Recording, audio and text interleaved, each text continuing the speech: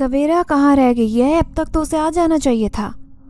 अम्मा परेशानी के आलम में ये सोचते हुए ड्राइवर अंकल से कहने लगी, मनसब, जो चीज़ चाहिए मुझे, क्या वो मुझे मिल जाएगी ना? क्या तुम्हें पक्का यकीन है कि जिस मकसद के लिए मैं तुम्हारे साथ जा रही हूँ उस मकसद में कामयाब हो जाऊंगी? ड्राइवर अंकल पूरे एतकाद के साथ अम्मा से कहने लगे, जी जी बेगम साहिबा, आप फिक्र मत करें। मैं आपको जिस जगह लेकर जा रहा हूँ वहाँ जाते ही आप खुद ही सवेरा बिटिया को देख कर हैरान रह जाएंगी। अम्मा परेशानी का इजहार करते हुए ड्राइवर अंकल से कहने लगी, बस कुछ ऐसा हो जाए कि मेरी बेटी का रिश्ता किसी अच्छी जगह पर हो जाए, मैं तो सुख का सांस लूँगी और यकीन मानो तुम्हें नोटों से माला माल कर दूँगी। ड्राइवर अंकल अम्मा से कहने लगे, बेगम साहिबा, मुझे नोटों की कोई लालच नहीं है। मैं तो सिर्फ आपकी परेशानी को देखते हुए आपको ये सब करने के लिए कह रहा हूँ। मैंने सवेरा बिटिया को अपने हाथों में पाला है। अब मैं सवेरा बिटिया की बर्बादी का तमाशा ऐसे नहीं देख सकता। आप मेरा यकीन करें, मुझे आपसे या सवेरा बिटिया से किसी किस्म का कोई लालच नहीं है। मैं तो बस इस हवेली की खुशियाँ चाहता हूँ। मैं सवेरा बिटिया की खुशियाँ चाहता हूँ। इतना कहते हुए ड्राइवर अंकल ने गाड़ी का दरवाज़ा खोलते हुए अम्मा को गाड़ी में बिठाया। अम्मा ड्राइवर अंकल से कहने लगी कि जल्दी से सवेरा को बुला लाएं, रात गहरी होती जा रही है और मौसम के तेवर भी कुछ अच्छे दिखाई नहीं दे रहे। तभी ड्राइवर अंकल ने आवाज़ देते हुए कहा, सवेरा बिटिया, जल्दी से आ जाओ, देर हो रही है बेटा। मैं जी कहते हुए तेज़ तेज़ कदम सीढ़ियाँ उतरने लगी और आकर अम्मा के साथ गाड़ी में बैठ गई। मेरा दिल ज़ोर से धड़क रहा था। मैं नहीं जानती थी कि अम्मा मुझे किस जगह पर लेकर जा रही हैं, लेकिन मैं अम्मा की परेशानी और अम्मा की बातों से बहुत डरी हुई थी। मेरी आंखों में आंसू थे और मैं मुसलसल हसरत भरी निगाहों से अम्मा को देख रही थी। तभी अम्मा की नज़र मुझ पर पड़ी और अम्मा ने मेरे आंसू साफ करते हुए मुझे सीने से लगा दिया। ये मौका मुझे कभी कभी देखने को मिलता था।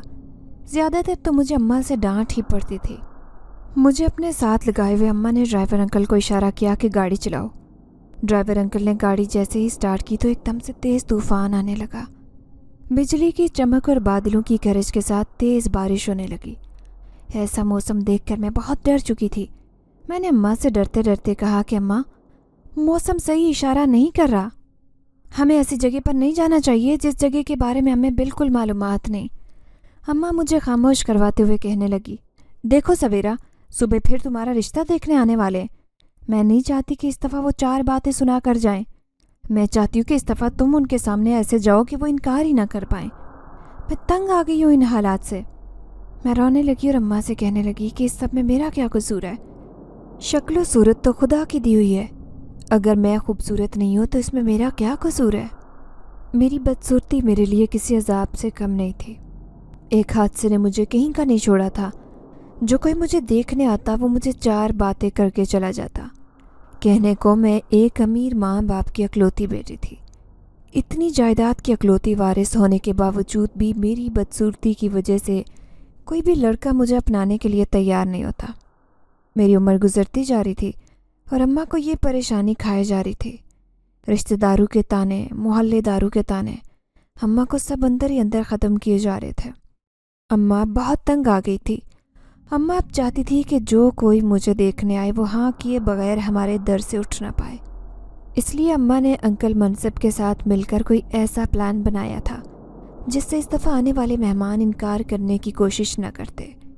जितनी तेज़ अंकल मनसब गाड़ी चला सकते थे उन्होंने उतनी तेज़ गाड़ी चलाई, लेकिन बारिश और तूफ़ान की वजह से हम अपना सफ़र आगे जारी नहीं रख सके, क्योंकि तूफ़ान इस कदर तेज़ था कि आगे कुछ दिखाई नहीं दे रहा था।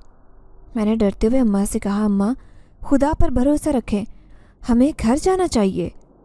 मौसम ठीक नहीं है, अब्बा को भी नहीं पता कि हम लोग घर नहीं हैं। अगर अब्बा अचानक से घर आ गए तो आप जानती हैं हमारा क्या हश्र करेंगे। मौसम के हालात देखते हुए अम्मा ने मनसब अंकल से गाड़ी वापस ले जाने के लिए बोला। मनसब अंकल ने फ़ौरन से पहले गाड़ी को घर की तरफ मोड़ते हुए घर का रास्ता लिया। मैंने अपने दिल में शुक्र का कलमा अदा किया, क्योंकि मैं ऐसी किसी भी जगह पर नहीं जाना चाहती थी जहाँ पर किसी भी तरह का गैर मजहबी काम होता हो। और मनसब अंकल ने यह बात मेरे सामने ही वाज़े कर दी थी कि वो काला जादू करने वाली औरत है जो मुझे एक ऐसा तावीज़ देगी जिससे मेरा रिश्ता देखने के लिए आने वाले बिल्कुल अंधे हो जाएंगे। उन्हें ना चाहते हुए भी मैं पसंद आ जाऊंगी और इनकार की गुंजाइश बाकी नहीं बचेगी। मैंने अल्लाह का शुक्र अदा किया कि मेरा ईमान ज़ाया होने से बच गया। शायद ये अल्लाह की तरफ से कोई इशारा था कि हम उस बुरी जगह पर पहुंच ही नहीं पाए। ابھی ہم گھر کے اندر داخل ہوئے تھے کہ کچھ دیر بعد ابا کی گاڑی بھی گیراج میں آ کر رکی۔ اماں نے ابا کو دیکھا تو ڈرتے ہوئے اپنے کمرے کی طرف جانے لگی اور مجھ سے کہنے لگی کہ اپنی زبان کو قابو میں رکھنا اور جاؤ اپنے کمرے میں۔ تمہارے ابا کو قطعاً اس بات کا علم نہ ہو کہ ہم لوگ ابھی کسی کام کے لیے گھر سے نکلی تھی۔ میں جلدی سے تیز تیز سیڑھیاں چڑھتے اپنے کمرے کی طرف جانے لگی۔ کچھ دیر میں ابا گھر کے اندر داخل ہوئے۔ ابا اماں اور مجھے آوازیں دیتے ہوئے ٹی وی لانچ میں آ کر بیٹھ گئے۔ رات کافی ہو چکی تھی۔ اماں جھوٹ موٹ کی آنکھیں ملتی ہوئی ٹی وی لانچ میں آئی اور ابا سے کہنے لگی کہ آپ نے آنے میں اتنی دیر لگا دی۔ ابا نے کہا کہ اچانک سے موسم خراب ہونے کی وجہ سے دیر ہو گئی ہے۔ ابا اماں سے کہنے لگے کہ سویرا کہاں ہے، اسے بتا دو کہ صبح لڑکے والے اسے دیکھنے آ رہے ہیں، اور اس دفعہ خود کو سنوار کر سامنے آئے، اس دفعہ میری ناک نہ کٹوائے۔ اتنا کہتے ہوئے ابا اپنے کمرے میں چلے گئے۔ ابا کی بات سن رہی تھی میں، میری آنکھوں میں آنسو آ گئے۔ یہ لوگ چاہتے تھے کہ میں اپنے منہ پر مکھوٹا پہن کر لڑکے والوں کے سامنے جاؤں، اور کل کو جب وہ مکھوٹا اترے تو لڑکا مجھے دیکھتے 3 لفظ بولے اور مجھے ساری عمر کے لیے خود سے الگ کر کے دوبارہ میرے ماں باپ کے گھر بھیج دے۔ میں ابا اور اماں کی اس بات سے سہمت نہیں تھی۔ یہی وجہ تھی کہ میرے کئی رشتے آئے اور کئی رشتے میری خوبصورتی کو دیکھتے مجھے ریجیکٹ کر کے چلے گئے۔ اسی بات کا ابا اور اماں کو مجھ پر بہت غصہ تھا، اور یہی وجہ تھی کہ اماں اور ابا میرے ساتھ اپنا رویہ اکثر ہی غصے والا رکھتے تھے۔ مجھے اپنے رب پر پورا بھروسہ تھا۔ مجھے یقین تھا کہ جس نے مجھے یہ شکل و صورت عطا کی ہے اور جس نے مجھے اس حادثے کا حصہ بنایا ہے جس کی وجہ سے میں سچ میں ان مشکلات کا سامنا کر رہی تھی، وہ مجھے کبھی بھی گرنے نہیں دے گا۔ آخرکار اگلی ہی صبح مجھے لڑکے والے دیکھنے آئے۔ میں اپنی عام سی شکل لیے ان کے سامنے آ بیٹھی۔ مجھے دیکھتے انہوں نے میرے اندر 100 نقص نکالے، میرے رنگ روپ کو برا بلا کہا، میری شکل کو بدصورت کہتے ہوئے وہ لوگ اس رشتے کو ریجیکٹ کرتے ہوئے چلے گئے۔ اماں ابا نے مجھے بہت برا بلا کہا، بہت باتیں سنائی۔ مجھے لوگوں کی باتوں کا اتنا دکھ نہیں ہوتا تھا جتنا دکھ اپنے ماں باپ کی باتوں کا ہوتا۔ انہوں نے تو مجھے پیدا کیا تھا، میں تو ان کی سگی اولاد تھی، ان کا خون تھی، پھر بھی یہ لوگ مجھے لوگوں کی باتوں میں آ کر باتیں سناتے، میرا دل دکھاتے۔ میں زاروں قطار رونے لگی، آنکھوں میں آنسو لیے کمرے کی طرف جانے لگی اور اپنے کمرے کا دروازہ بند کر لیا۔ جائے نماز بچھا کر میں سجدے میں جا کر زاروں قطار رونے لگی۔ میں اس قدر رو رہی تھی اور اپنے پروردگار سے کسی معجزے کی دعا کر رہی تھی۔ روتے روتے اچانک سے میں بے ہوش ہو گئی۔ صبح میری آنکھ کھلی تو میں خود کو آئینے میں دیکھتے ہوئے زور سے چیخنے چلانے لگی۔ میرا نام سویرا ہے اور میں اسلام آباد شہر سے تعلق رکھتی ہوں۔ میرے ابا ایک بہت بڑے بزنس مین ہیں اور اماں گھریلو خاتون ہیں۔ اسلام آباد میں ہمارا گھر لال حویلی کے نام سے مشہور تھا۔ جس قدر ہماری حویلی خوبصورت اور شاندار تھی، اس میں بسنے والے لوگ بھی اتنے ہی خوبصورت تھے۔ میرے ابا بھی انتہا کے خوبصورت تھے اور اماں کی خوبصورتی کا بھی کوئی جواب نہیں تھا۔ ابا کا اٹھنا بیٹھنا بڑے لوگوں میں تھا۔ ابا کا کاروبار وسیع ہونے کی وجہ سے اکثر گھر میں ابا کا کوئی نہ کوئی جاننے والا آیا رہتا۔ اماں اور ابا کی شادی کے 2 سال بعد اللہ پاک نے اماں اور ابا کو میری خوشی سے نوازا تھا۔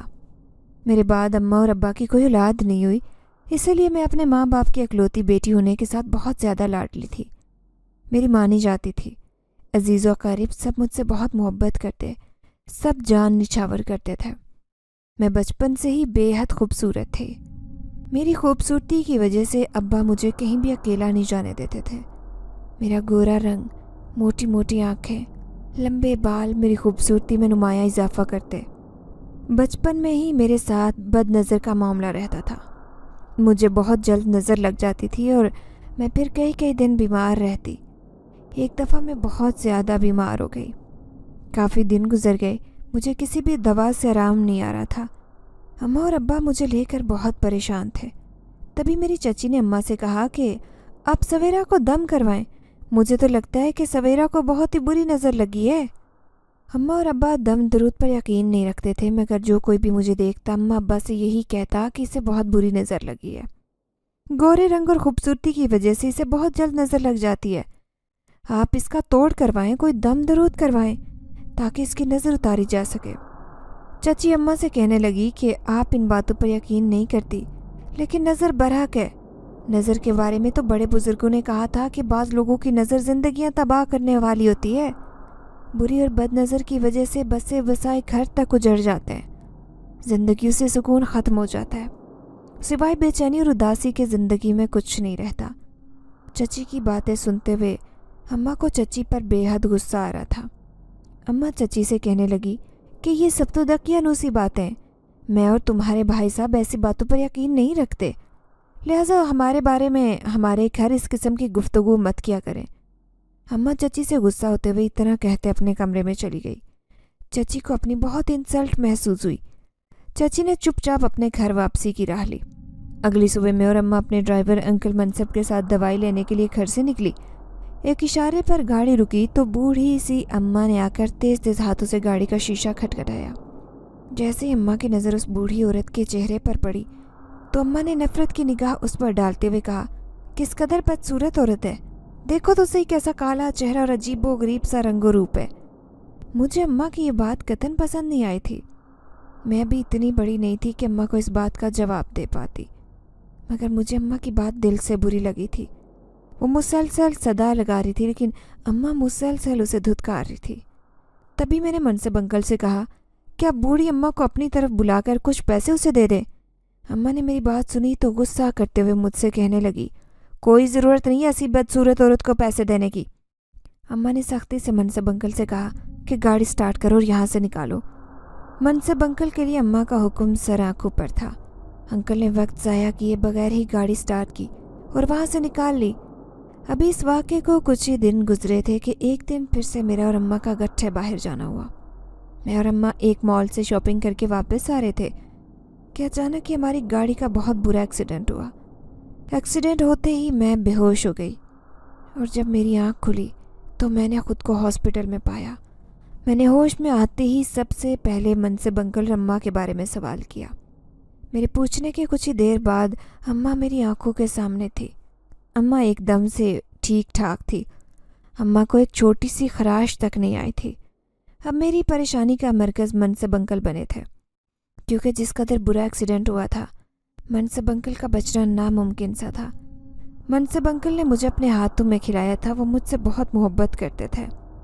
मुझे उनकी फ़िक्र हो रही थी। तभी मैंने अम्मा से कहा कि मनसब अंकल कहाँ हैं। मुझे बोलने में बहुत ज़्यादा तकलीफ़ महसूस हो रही थी। मैं नहीं जानती थी कि आखिर मेरे साथ क्या हुआ है। अम्मा ने आंखों में आंसू लिए हुए बताया कि मनसब अंकल भी बिल्कुल ठीक हैं, उन्हें तो एक खराश तक नहीं आई। मैंने अम्मा से कहा कि आप रो क्यों रही हैं? मुझे भी थोड़ी बहुत चोट लगी है, अल्लाह ने चाहा तो जल्द ही ठीक हो जाएगी। मेरी ये बात सुनते हुए अम्मा ज़ारो कतार रोने लगी। अम्मा ने मेरे सर पर प्यार दिया और कमरे से बाहर चली गई। मेरे अब्बा जो मुझसे बेइंतहा मोहब्बत करते थे, आंखों में आंसू लिए कुछ ही देर बाद वो कमरे में दाखिल हुए। मुझसे कहने लगे कि अब तबीयत कैसी है? मैंने अब्बा को बताया कि मैं अब बेहतर महसूस कर रही हूँ, लेकिन मुझे अब घर जाना है। अब्बा मुझे तसल्ली देते हुए ये कहकर चले गए कि मैं डॉक्टर से पूछ कर आता हूँ कि तुम्हें कब तक छुट्टी मिल सकती है और मैं तुम्हें कब घर लेकर जा सकता हूँ। अब्बा की आंखों में भी आंसू थे। मुझे ये बात समझ नहीं आ रही थी कि अम्मा और अब्बा इस कदर क्यों आंसू बहा रहे। फिर मेरे दिल में आया कि मैं इनके इकलौती औलाद हूँ और लाडली भी हूँ। शायद इसी वजह से अब्बा और अम्मा से मेरी तकलीफ़ बर्दाश्त नहीं हो पा रही। डॉक्टर के कहने के मुताबिक अब्बा ने मुझे 1 हफ़्ता हॉस्पिटल में रखा। 1 हफ़्ते बाद जब मुझे घर ले जाने का वक्त आया तो डॉक्टर ने मुझे ऑपरेशन थिएटर में बुलाया। मैं बहुत ज़्यादा घबरा रही थी। मैं डर गई थी। डॉक्टर ने कहा कि मामूली सी चोट है और कुछ टाँके लगे, वही टाँके खोलने के लिए आपको ऑपरेशन थिएटर में बुलाया गया है। मैं अभी भी इस बात से अनजान थी कि आखिर मेरे साथ हुआ क्या है। जैसे ही डॉक्टर मेरे टाँके खोलने के लिए आगे बढ़े, मुझे ये बात अच्छे से समझ आ गई थी कि जो भी चोट लगी है वो मेरे चेहरे पर लगी है।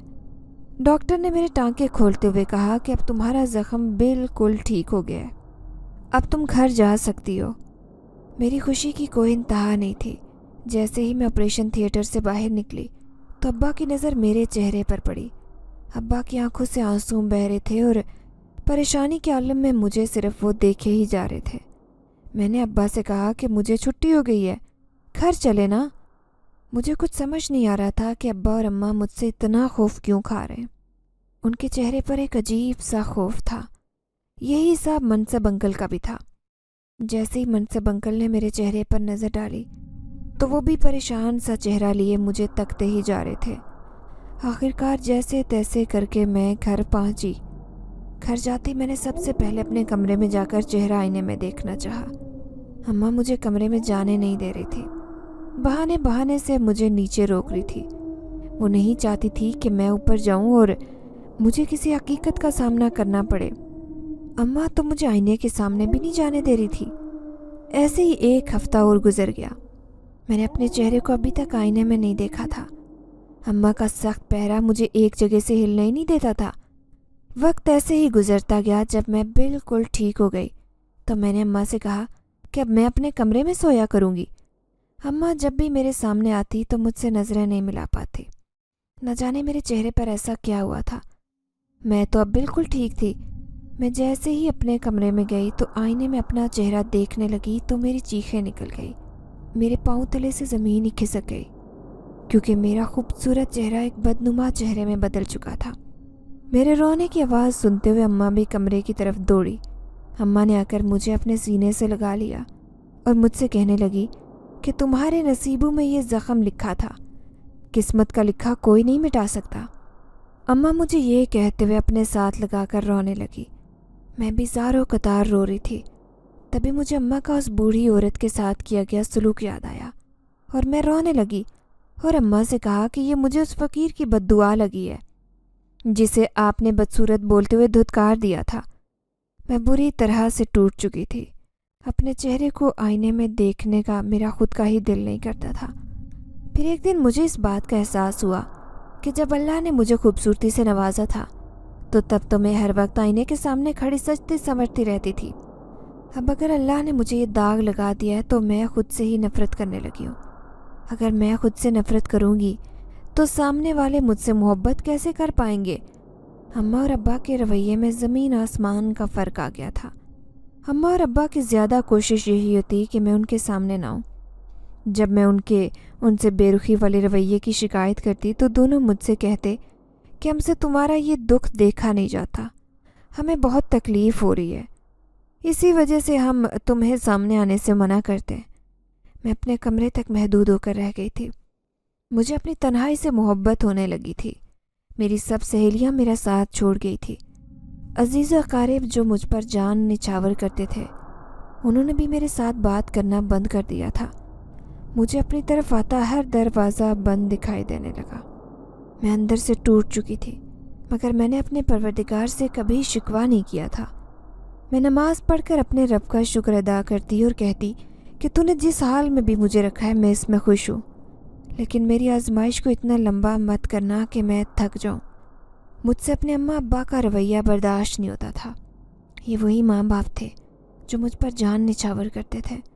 मेरे मुंह से निकली हर बात को पूरा करना उनकी पहली जिम्मेदारी हुआ करती थी, लेकिन अब बात पहले जैसी नहीं रही थी। वक्त गुजरता गया और मैंने मैट्रिक का इम्तिहान पास कर लिया। मुझे यूनिवर्सिटी में आगे दाखिला लेना था। अब्बा ने अम्मा से कहा कि क्या ज़रूरत है अभी से आगे पढ़ने की, शक्ल सूरत तो पहले जैसी रही नहीं, लोग भी इसका मजाक उड़ाएंगे और हमारा भी मजाक बनवाएगी। मैं अब्बा की सारी बातें सुन रही थी। मेरी आंखों से आंसू पानी की तरह बहने लगे। मैंने दरवाज़ा खोलते हुए अब्बा का सामना किया और कहा, आप इस बात की फ़िक्र मत करें। मेरी जंग तो उसी दिन मेरे घर से शुरू हो गई थी जब मुझसे इतनी मोहब्बत करने वाले माँ बाप, मुझे पैदा करने वाले माँ बाप मुझे मुंह लगाना पसंद नहीं करते, तो फिर लोगों के मुंह ना लगाने से मुझे क्या फ़र्क पड़ेगा। अब्बा मेरी बात सुनकर खामोश रहे और अम्मा मुझसे कहने लगी कि तुम्हारी ज़ुबान बहुत चलने लगी है। मैंने अम्मा के आगे हाथ जोड़कर कहा कि अगर मैं ऐसे ही घर में पड़ी रहूँगी तो मैं तो मर जाऊँगी। मुझसे जीने का हक मत छीने। ये एक हादसा था और उस हादसे की ज़िम्मेदार मैं नहीं हूँ। अगर मेरे मुकद्दर में अल्लाह ने ऐसा ही लिखा है तो इसमें मेरा क्या कसूर है। आप ही का कहना है कि मुकद्दर का लिखा कोई नहीं मिटा सकता, तो फिर मैं अपने मुकद्दर में लिखी हुई इस चोट को कैसे रोक सकती थी। मैं बहुत रोने लगी। एक दिन अचानक से मेरी चची मेरी तबीयत के बारे में पूछने के लिए घर आई। चची ने मुझे अपने साथ लगाया और एक अम्मा की तरह मुझे दिलासा देते हुए कहने लगी, परेशान मत होना, अल्लाह ताला ने तुम्हें बेइंतहा हुस्न देकर आजमाया था और अब अल्लाह तुम्हें इस हाल में भी आजमा रहे हैं। अपनी आजमाइश में कमज़ोर मत पड़ना। चची का मुझ पर मोहब्बत निछावर करने का अंदाज ही अलग था। जिस तरह मेरी अम्मा चची से नफ़रत करती थी, मुझे अपनी चची से इस कदर ही उल्फत थी। मेरी चची ने मुझसे कहा कि एक बात हमेशा याद रखना सवेरा, चाँद में भी दाग होता है, बग़ैर दाग के तो चाँद भी प्यारा नहीं लगता, और तुम तो मेरे लिए किसी चाँद से कम नहीं हो। अपनी चची की बातें सुनकर मुझे उनसे बेहद मोहब्बत होती। जब वो मेरी दिलजोही करती तो मुझे सुकून मिलता। मेरी ज़िद के आगे मुझे यूनिवर्सिटी में दाखिला ले दिया गया। यूनिवर्सिटी के लोग मुझे देखते तो मुझसे दूर भागते। मुझे बहुत सी तकलीफ़ों का सामना करना पड़ा। मेरे रास्ते में बहुत सारी मुश्किलात आई, लेकिन मैं हिम्मत नहीं हार रही थी। सारी यूनिवर्सिटी के लोग एक तरफ और मैं अकेली तन्हा एक तरफ थी। मुझसे ना तो कोई टीचर मोहब्बत करता था और ना ही मेरी कोई अभी तक सहेली बनी थी, लेकिन मैं अपनी ज़िंदगी में खुश थी। मैंने मायूसी का दामन नहीं थामा था। तभी मुझे एक लड़की मिली जो सांवले से रंग की थी, लेकिन खूबसूरती में नंबर 1 पर आती थी। मेरी हिना के साथ अच्छी दोस्ती हो गई थी। हिना यूनिवर्सिटी में वो वाहिद लड़की थी जो मुझसे नफ़रत नहीं करती थी, बल्कि हमेशा अपनी मोहब्बत निछावर करती दिखाई देती। हिना ने कभी मुझसे नहीं पूछा था कि मेरे चेहरे पर इतना बदनुमा दाग कैसे लगा। वो मुझे हमेशा हौसला देती और मेरी तारीफ़ करती नज़र आती। हिना भले ही सांवली रंगत की थी, लेकिन उसके नैन नक्श बहुत ही खूबसूरत थे। अब मैं और हिना एक दूसरे के बगैर नहीं रहती थी। ज़िंदगी जीने का मज़ा आने लगा। अल्लाह ने मुझे एक ऐसी दोस्त से नवाजा जो मुझसे बेइंतहा मोहब्बत करती थी, मुझ पर जान निछावर करती थी। वो औरों की तरह की सोच नहीं रखती थी। एक दिन अचानक हिना ने मुझसे मेरे चेहरे पर लगे उस बदनुमा दाग के बारे में पूछा। मैंने रोते हुए उसे बताया कि न जाने इतने बुरे एक्सीडेंट में अम्मा और मनसब अंकल कैसे बच गए और मैं अकेली ही इस हादसे का शिकार हो गई। हिना को सारी कहानी बयान करते हुए मुझे एकदम से उस बूढ़ी अम्मा का ख्याल आया। मैंने हिना से कहा कि ये ना हो मुझे उस बूढ़ी अम्मा की ही बद्दुआ लगी है। अम्मा का रवैया उसके साथ अच्छा नहीं था, इसी वजह से उस बूढ़ी औरत ने मुझे बद्दुआ दी होगी और ये उसी बद्दुआ का नतीजा है। हिना भी मेरी बात से सहमत थी। हिना मुझसे कहने लगी कि हम लोग बड़ी बड़ी गाड़ियों में बैठकर गरीब लोगों को कीड़े मकोड़ों की तरह समझने लगते हैं। हम नहीं जानते कि हमारे किसी भी अमल से किसी का दिल कितना दुखेगा और वो किस कदर तकलीफ़ महसूस करेगा। दुखी दिल से निकली दुआ और बद्दुआ दोनों ही अर्श तक को हिला देती हैं। आज जब मैं घर गई तो अम्मा मेरी तरफ देखते हुए कहने लगी, सवेरा तुम्हारा रंग बहुत ख़राब होता चला जा रहा है। आज तुम मेरे साथ डॉक्टर के पास चलना, मैं तुम्हारा चेकअप करवाऊंगी कि तुम्हारा रंग इस कदर ख़राब क्यों होता जा रहा है। अम्मा एक गहरी सोच में डूबी हुई थी। मैंने खुद को कमरे की हद तक ही महदूद कर लिया था। मेरा खाना पीना उठना बैठना सिर्फ अपने कमरे की हद तक था। ना मैं अम्मा अब्बा के सामने जाती और ना उनकी नफ़रत का शिकार होती। कई महीने ऐसे ही गुजर गए। एक दिन अचानक अम्मा मेरे कमरे में आई और मुझसे कहने लगी, आज तुम्हें कुछ लड़के वाले देखने आए हैं, इसलिए अच्छे से तैयार होकर नीचे आ जाना। मैंने अम्मा की बात टोकते हुए कहा कि मैं किसी के सामने नहीं जाऊंगी। जिस लड़की के घर वाले उसे पसंद नहीं करते तो उसे बाहर वाला कोई क्या पसंद करेगा। अम्मा मेरा मुंह देखने लगी और मुझसे कहने लगी, आखिरकार एक न एक दिन तो तुम्हारी शादी करनी ही है। ये तो तुम्हारे अब्बा के बिजनेस पार्टनर भी हैं और इन्हें तुम्हारे अब्बा ने तुम्हारे बारे में सब हकीकत भी बयान कर रखी है। उन लोगों को कोई एतराज़ नहीं है तुम्हारे इस निशान से, और मेरा अरमान है कि मैं तुम्हारे हाथों पर मेहंदी लगे देखूं। अम्मा की आंखों में आंसू थे। मुझे अम्मा पर तरस आने लगा। अम्मा मुझसे इतना कहते हुए मेरे कमरे से चली गई। सुबह से शाम हो गई और लड़के वाले मुझे देखने के लिए भी आ गए थे। पूरे घर में मेरी खूबसूरती के चर्चे वाज़े देखने को मिलते थे, क्योंकि घर की कोई दीवार ऐसी नहीं थी जहाँ पर मेरी तस्वीर न लगी हो। मुझे फ़ोटो खिंचवाने का बहुत शौक़ था। बचपन से लेकर मैट्रिक तक की सारी तस्वीर दीवारों पर लगी हुई थी। लड़के ने मेरी खूबसूरती देखते हुए अपनी माँ से कहा कि मुझे लड़की पसंद है, अब बिना देखे ही हाँ कर दें। लड़के की बात सुनकर अम्मा और अब्बा के दिल में खुशी के लड्डू फूटने लगे, लेकिन कोई ये नहीं जानता था कि वो जितनी भी तस्वीरें देख रहे उनमें तो मेरा चेहरा बिल्कुल ठीक था। कुछ ही देर बाद अम्मा को इस बात का एहसास हुआ कि ये तस्वीरें तो मेरे एक्सीडेंट से पहले की हैं। तभी अम्मा ने कहा कि नहीं मैं सवेरा को बुलाती हूँ, आप एक दफ़ा सवेरा को देख लें। अम्मा ने अब्बा को अलग करते हुए पूछा कि क्या आपने सवेरा के साथ हुए हादसे के बारे में उनके साथ जिक्र नहीं किया? अब्बा ने कहा कि जिक्र तो किया था, शायद लगता है कि मेरे दोस्त ने अपने बेटे या बीवी से जिक्र नहीं किया। तभी सीढ़ियाँ उतरती मैं नीचे आई। मेरे चेहरे की एक साइड बिल्कुल साफ थी, दूसरी साइड मैंने अपने आंचल से छुपा रखी थी। जैसे ही मैं नीचे आई तो मुझे देखते हुए लड़का मुस्कुराने लगा। सब सवालात होने के बाद रिश्ता पक्का होने लगा तो मैंने लड़के से कहा कि क्या आपको मेरे एक्सीडेंट के बारे में पता है? लड़का और उसकी माँ बिल्कुल हैरान होकर मेरी तरफ देखने लगे। मैंने अपने चेहरे से दुपट्टा हटाते हुए कहा, मेरी इस खूबसूरत चेहरे पर एक दाग है।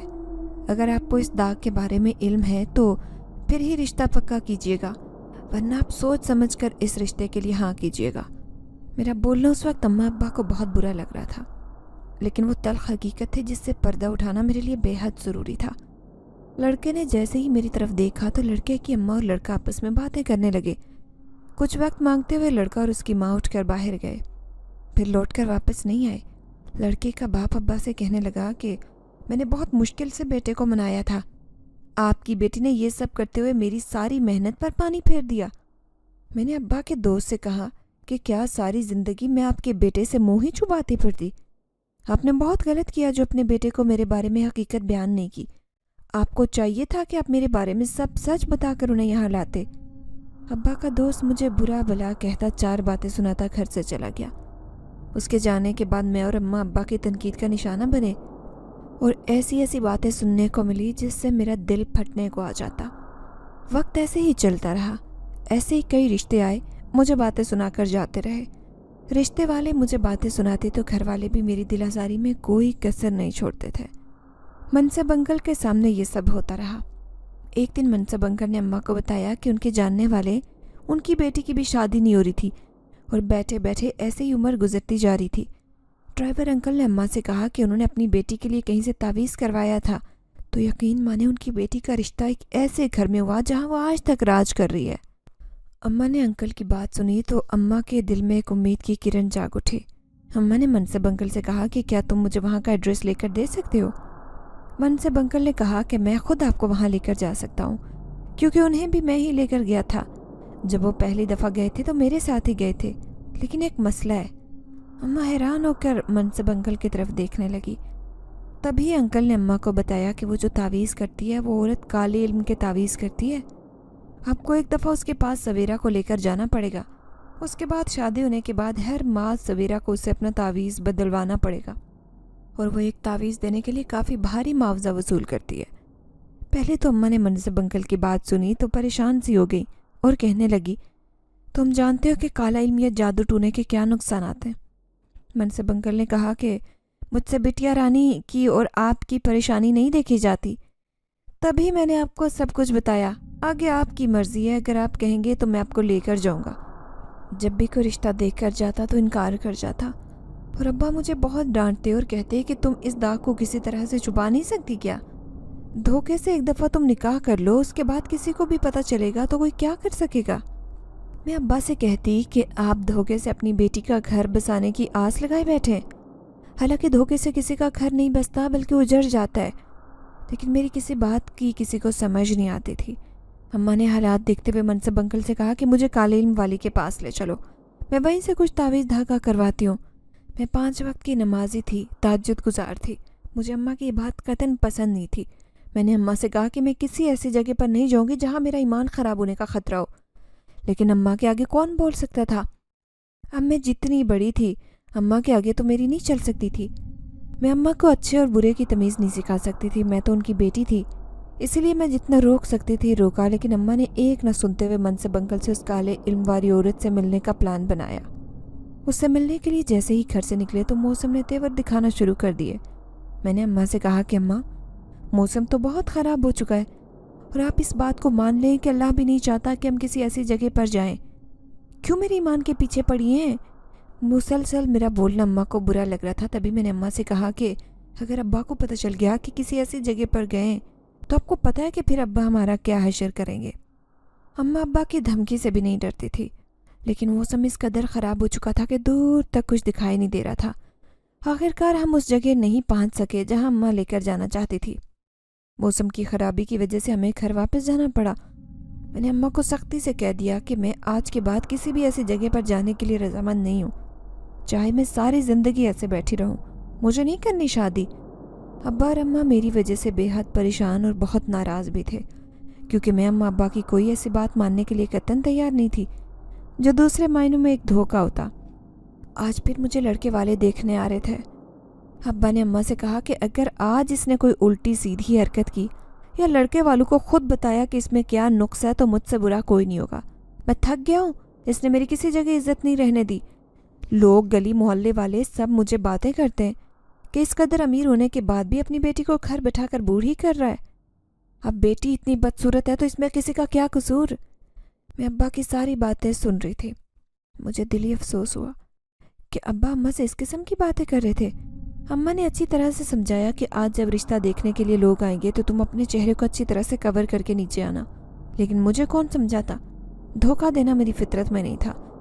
میں جیسے ہی لڑکے والوں کے سامنے گئی تو میرے چہرے پر نظر ڈالتے ہی رشتے سے انکار کر کے چلے گئے۔ ابا نے مجھے بہت باتیں سنائی، بہت دل آزاری کی۔ میرا دل آج خون کے آنسو رو رہا تھا۔ میرے ماں باپ میرے دشمن بنے ہوئے تھے، مجھے بہت برا بھلا کہا، میرے چہرے کو بدصورت کہا گیا۔ میں نے سب باتیں برداشت کی، لیکن اماں اور ابا کی بے رخی برداشت نہیں ہو رہی تھی۔ میں روتی ہوئی کمرے میں گئی، کمرہ بند کیا، جانماز بچھا کر پروردگار سے رو کر دعا کرنے لگی۔ روتے روتے بے ہوش ہو گئی۔ اگلی صبح جب آنکھ کھلی تو مجھے اپنے ارد گرد ایک عجیب سا احساس محسوس ہوا، ایسے لگ رہا تھا کوئی آس پاس ہے۔ میں نے اپنے کمرے میں چاروں طرف نظر دوڑاتے ہوئے دیکھا، لیکن مجھے تو کچھ بھی دکھائی نہیں دیا۔ ایک انجانی سی کشش و طاقت مجھے اپنی طرف کھینچ رہی تھی۔ تبھی مجھے چہرے پر کچھ سنسناہٹ سی محسوس ہونے لگی۔ میں نے جیسے ہی ہاتھ اپنے چہرے پر پھیرا تو مجھے ایسے محسوس ہوا جیسے نشان پہلے سے کم ہو۔ میں جلدی سے اٹھی اور آئینے کے سامنے کھڑی ہو گئی۔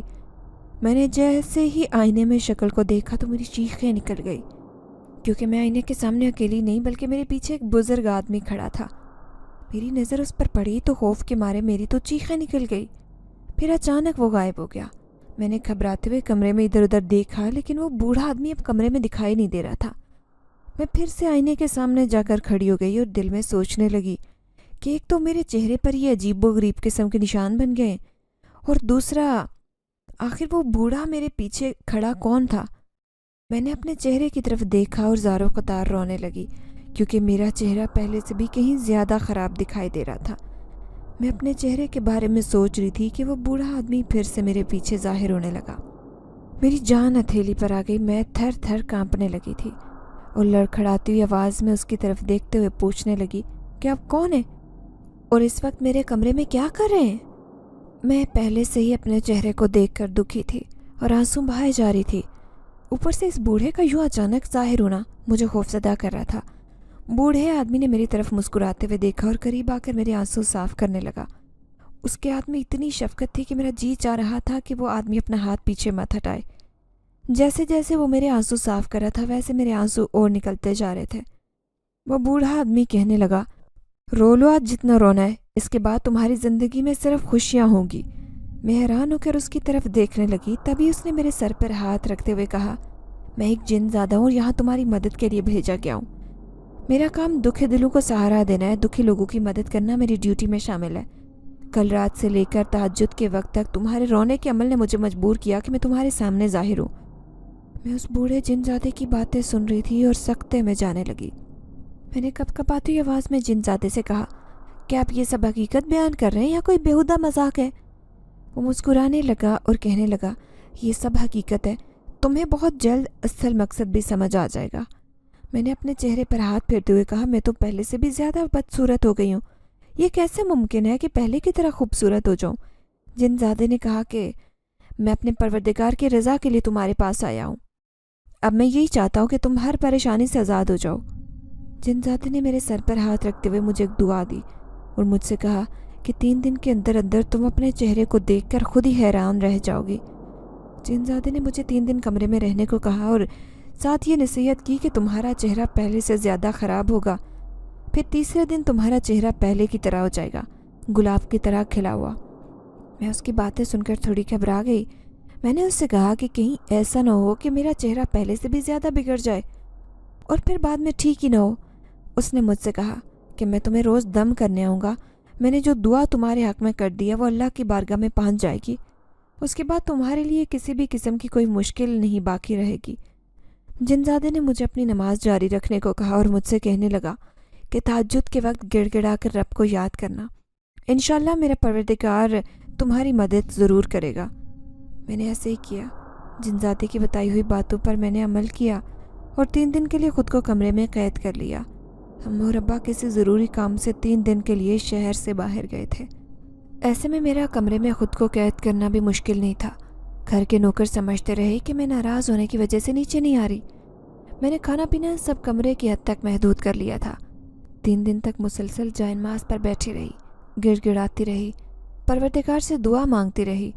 میں آئینہ نہیں دیکھتی تھی کیونکہ مجھے جن ذات نے آئینہ دیکھنے سے سختی سے منع کر رکھا تھا، لیکن ہاتھ لگانے سے میں اس بات کو محسوس کر سکتی تھی کہ میرا چہرہ پہلے سے کہیں زیادہ خراب ہوتا جا رہا ہے. مجھے اب کسی قسم کی کوئی فکر نہیں تھی. میں نے سب معاملہ پروردگار کے سپرد کر دیا. 2 دن تک تو میرا چہرہ بہت زیادہ خراب محسوس ہونے لگا. تیسرے دن جیسے ہی وہ جنزادہ میرے سامنے حاضر ہوا، بوڑھا جنزادہ مجھ سے کہنے لگا، تم اپنے امتحان میں کامیاب ہو چکی ہو، جا کر آئینہ دیکھ سکتی ہو، لیکن ایک بات کا خیال رکھنا، کبھی بھی خود میں اکڑ یا غرور مت لے آنا اور کبھی بھی کسی کا دل مت دکھانا. میں اس کی بات سن کر بے حد خوش تھی. میں بے صبری سے اس وقت کا انتظار کری تھی جب میں آئینے میں خود کا چہرہ دیکھتی. میں نے اپنے چہرے پر نظر پھیرتے ہوئے محسوس کیا کہ میرے چہرے پر کسی قسم کا کوئی نشان یا پمپل نہیں تھا. جنزاد نے میرے سر پر ہاتھ رکھا اور مجھے دعا دیتے ہوئے کہنے لگا، آج کے بعد تمہاری خوش قسمتی کبھی تمہارا ساتھ نہیں چھوڑے گی. بوڑھے جنزادے نے جانے سے پہلے مجھے ایک جادوئی لاکٹ دیتے ہوئے کہا کہ اسے اپنے گلے میں پہنو اور کبھی خود سے جدا مت کرنا. تمہیں جب میری ضرورت محسوس ہوگی، تم کسی ایسی یا پہیلی میں الجھ جاؤ جو تم سے سلجھ نہ سکے، تم مجھے اس لاکٹ کے ذریعے بلا سکتی ہو. جنزادے نے لاکٹ مجھے دیتے ہوئے کہا کہ جب بھی ضرورت ہو تو اس لاکٹ کو اپنے ہاتھ میں پکڑ کر 3 دفعہ یہی دعا پڑھنا، میں تمہارے سامنے حاضر ہو جاؤں گا. وہ مجھے کچھ نصیحت کرتے ہوئے میری آنکھوں سے اوجھل ہو گیا. میں نے بوڑھے جنزادے کا شکریہ ادا کیا اور اس کے جانے کے بعد ہمت کرتے ہوئے آئینے کی طرف قدم بڑھانے لگی. میرا دل زور سے دھڑک رہا تھا کیونکہ اتنے وقت سے میں نے اپنے چہرے کو ایسے ہی بدصورت دیکھا تھا. آج میں اپنا چہرہ پہلے کی طرح خوبصورت دیکھنے والی تھی. میری آنکھوں میں آنسو تھے. میں نے ہمت کرتے ہوئے آئینے کے سامنے جانے کا فیصلہ کیا. جیسے ہی آئینے کے سامنے جا کر کھڑی ہوئی تو خوشی کے مارے میری کوئی انتہا نہیں رہی تھی.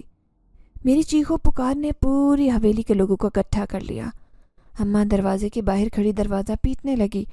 نوکر چاکر سب اکٹھے تھے، یہاں تک کہ منصب انکل بھی میری فکر میں میرے کمرے سے باہر آ کر مجھے آوازیں دینے لگے. خوشی سے مجھ سے قدم بھی آگے نہیں بڑھایا جا رہا تھا. میں مسلسل چیخو پکار کر کے اپنے رب کا شکر ادا کر رہی تھی.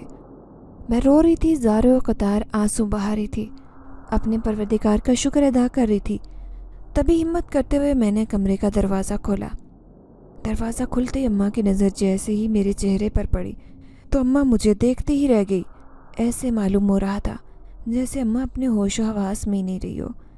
میں نے اماں کو بلاتے ہوئے کہا، اماں میں ٹھیک ہو گئی ہوں. میری خوشی میرے چہرے سے جھلک رہی تھی. اماں نے اپنے دونوں ہاتھوں میں میرا چہرہ لیتے ہوئے کہا، یہ سب کیسے ہو گیا؟ یہ معجزہ کیسے ہوا؟ میں نے اماں کو سارا واقعہ بیان کرتے ہوئے بتایا کہ میرا یقین اور میرا صبر تھا جس کا پھل اللہ نے مجھے ایسے عطا کیا. میرا چہرہ پہلے کی طرح خوبصورت ہو گیا تھا اور میرے چہرے پر ایک نورانی سا نور تھا. مجھے جو کوئی دیکھتا فوراً سے ہی مجھ سے عشق کر بیٹھتا. میں پہلے کی طرح ہر دل عزیز ہو گئی تھی. اماں ابا پہلے کی طرح جان نچھاور کرنے لگے. وہ سب لوگ جو طرح طرح کی باتیں کر کے میرا دل دکھاتے تھے، مجھ سے شادی سے انکار کرتے تھے، اب رشتہ لینے کے لیے منتیں کرتے نظر آتے. آج مجھے اس بات کا اچھی طرح سے مطلب سمجھ آ گیا تھا کہ جب آپ کے پاس حسن اور دولت ہو تو ہی لوگ آپ کو پسند کرتے ہیں. عام سی شکل یا بدصورت انسان کو کوئی پسند نہیں کرتا. یہ وہی لوگ تھے جو مجھے میری پریشانی میں دھتکارتے دکھائی دیتے تھے، اور آج یہی لوگ تھے جو مجھے دل و جان سے چاہنے پر مجبور تھے. یہ سب قدرت کا کھیل تھا. میرے ٹھیک ہونے کے بعد ابا نے پھر سے میرے رشتوں کا سلسلہ شروع کر دیا. میں نے ابا سے کہہ دیا کہ میں آپ کے لائے ہوئے کسی بھی رشتے کے لیے ہاں نہیں کروں گی. میں اپنی پسند کے لڑکے سے شادی کروں گی. میرے ٹھیک ہونے کی خوشی میں ابا اور اماں میری ہر بات ماننے لگے. میں نے سوسائٹی میں سب سے غریب اور عام سی شکل کے لڑکے کو پسند کیا.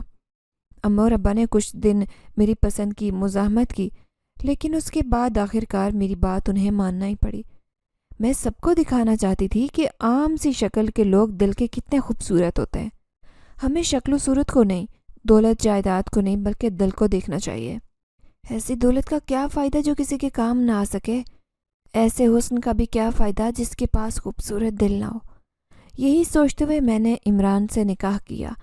عمران نے مجھے دل و جان سے قبول کیا اور مجھے ہتھیلی کا چھالا بنا کر رکھا۔ میں آج اپنے شوہر عمران کے ساتھ ایک خوشگوار زندگی گزار رہی ہوں۔ آج بھی جب میں کسی مشکل کا سامنا کرتی ہوں تو میں اپنے بوڑھے جن زادے کو یاد کرتی ہوں۔ وہ فوراً ہی میری مدد کے لیے آ جاتا ہے اور ہر طرح سے میری مدد کرتا ہے۔